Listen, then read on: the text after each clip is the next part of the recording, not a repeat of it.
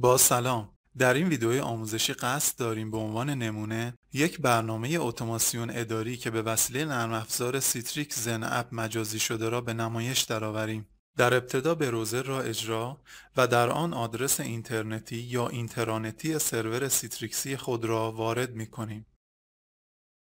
صفحه لاگان اسکرین نمایان می شود و می توانیم نام کاربری و رمز عبور خود را وارد نماییم.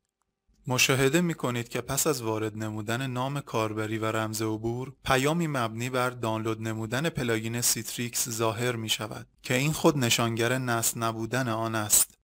بلافاصله پس از اتمام نصب پلاگین، آیکون برنامه اتوماسیون اداری نمایان می شود و با کلیک بر روی آن، برنامه به صورت راه دور اجرا می گردد.